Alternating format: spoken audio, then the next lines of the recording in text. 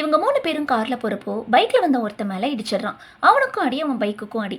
Car ஓட்டுனவன் பயந்து போயிடுறான். ஆனா கூட போன ஃப்ரெண்டு பைக்ல வந்தவன் கிட்ட ராங் ரூட்ல ஏன்டா வந்தேன்னு சொல்லி சண்டை போடுறான். உங்க மேல தான் தப்பு, என்னை இடிச்சு கீழே தள்ளிட்டு என் மேல தப்பு சொல்றீங்க, எனக்கும் என் பைக்குக்கும் தான் அடின்னு சொன்னதும் பல்லாருன்னு அரைஞ்சிடுறான். கார்ல இருந்த ஒரு பொண்ணு அவன் கூட பேசி டைம் வேஸ்ட் பண்ணாம சீக்கிரம் வான்னு கூப்பிடுறான். எல்லாரும் கிளம்பிடுறாங்க. வீட்டுக்கு போனதும் நைட்டு தூக்கமே இல்லாம அவனுக்கு மைண்ட்ல இதே தான் ஓடுது. இங்கன்னு இல்ல, எங்க போனாலும் எல்லாரும் இவனை ரொம்ப கேவலப்படுத்துறாங்க. அந்த கார் நம்பரை நோட் பண்ணிப்பான். அந்த நம்பர் வச்சு அவங்க அட்ரஸை கண்டுபிடிச்சிடறான். ஊர் ஃபுல்லாக சுற்றி திரிஞ்சு யூஸ் பண்ணாத ஃபேக்ட்ரியாக பார்த்து தேடி வச்சுக்கிறான். இன்ஸ்டாகிராமில் இவனை அரைஞ்சவனை கண்டுபிடிச்சி ஒரு பொண்ணோட அக்கௌண்ட்லேருந்து அவனுக்கு மெசேஜ் பண்ணுறான். மீட் பண்ணணும்னு சொல்லி அந்த ஃபேக்ட்ரிக்கு வர சொல்கிறான். அந்த பொண்ணு நினச்சி வந்தவனை மயக்க மருந்து கொடுத்து கட்டி வச்சு அவன் கையை லைட்டாக கட் பண்ணிடுறான். காயத்துக்கு மருந்து போடணும்னா அன்னைக்கு கார் டிரைவ் பண்ணவனை வர சொல்லி அவனுக்கு கால் பண்ணி தரான். இவன் கூப்பிட்டதும் அவனும் வரான்.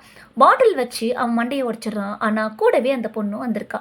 இவங்க 2 பேரையும் கட்டி போட்டு அவனுக்கு பண்ண மாதிரியே பண்ணுறான். அவங்களும் கையை அவுக்க சொல்லி கெஞ்சுறாங்க, திட்டுறாங்க, மிரட்டுறாங்க. ஆனா அவன் மசியவே இல்லை. கூலா கிளம்பிடுறான்.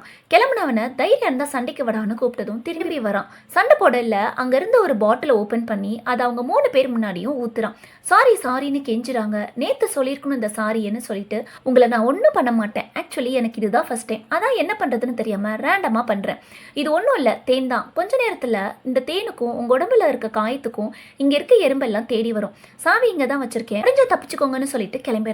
பணத்துமரில் ஆடாத ஆட்டமெல்லாம் ஆடி புள்ள பூச்சியை சீண்டி விட்டுட்டாங்க. ஒரு சின்ன சாரி அதை கேட்டிருந்தா இந்த பிரச்சனை அன்னைக்கே முடிஞ்சிருக்கும்.